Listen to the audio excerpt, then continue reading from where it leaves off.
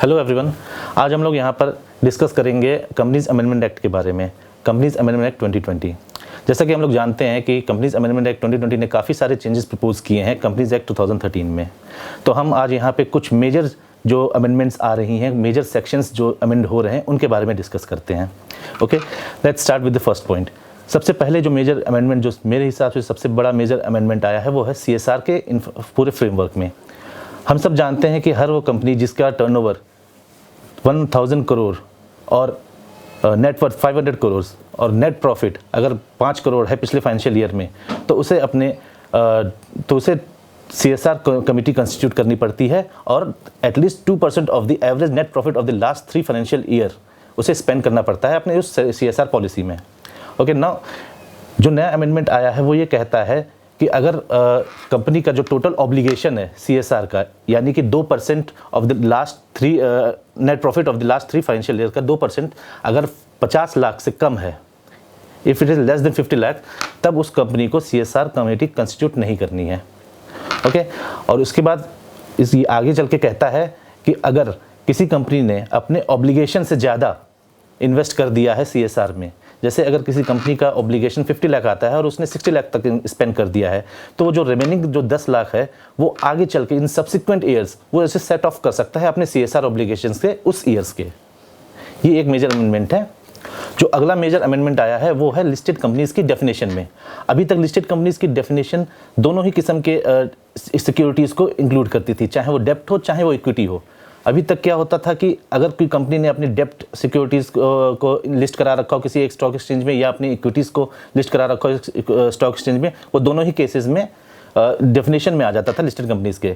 But अब propose किया जा रहा है कि अगर किसी कंपनी का सिर्फ डेब्ट सिक्योरिटीज़ ही लिस्टेड है किसी भी स्टॉक एक्सचेंज में, तो उसे लिस्टेड कंपनीज़ की डेफिनेशन में नहीं रखा जाएगा। That company will be excluded from the definition of listed companies. So ये मेजर चेंजेस हैं। अगला जो मेजर चेंज आया है वो है प्रोड्यूसर कंपनीज के केस में। अभी तक हम जानते थे कि प्रोड्यूसर कंपनी को रेगुलेट किया जाता था 1956 एक्ट के पार्ट 9A चैप्टर से, परंतु अब जब वो एक्ट ही रिपील कर दिया गया है, तो अब उस रूल्स को हम अमेंड करना, उसे चेंज करना, it was not feasible, it was not possible, not practical enough. जो अगला मेजर अमेंडमेंट आया है वो आया है राइट इशू की टाइमलाइन में।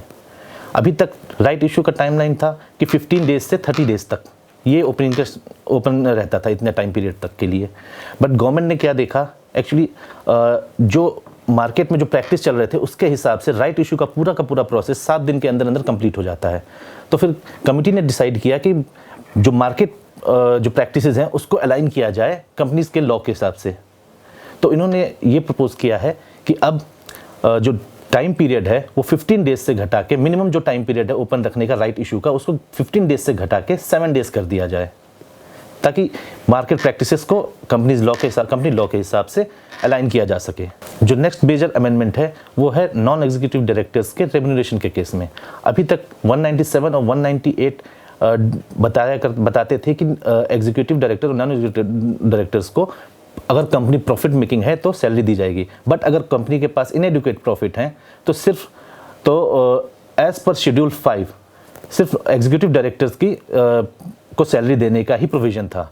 बट अब इसमें अमेंडमेंट किया जा रहा है कि अब non executive directors and independent directors दोनों को ही अब रेम्यूनरेशन दिया जा सकेगा अगर कंपनी के पास इनएडुकेट प्रॉफिट्स हैं तब भी, यानी अगर कंपनी लॉस में जा रही हो चाहे प्रॉफिट कम हो, अब इन दोनों को non executive directors and independent directors दोनों को ही रेम्यूनरेशन दिया जाएगा एज पर शेड्यूल 5। अगला जो प्रपोज्ड अमेंडमेंट है वो है NBFCs के लिए।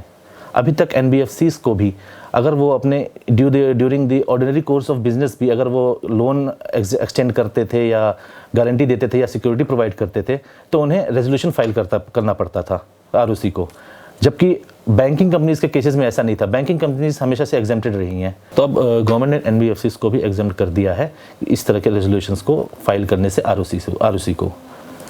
सो ये थे कुछ मेजर अमेंडमेंट्स जो प्रपोज किए जा रहे हैं अमेंडमेंट एक्ट 2020 में, जिन्हें मैं आपके साथ डिस्कस करना चाहता था। Thank you.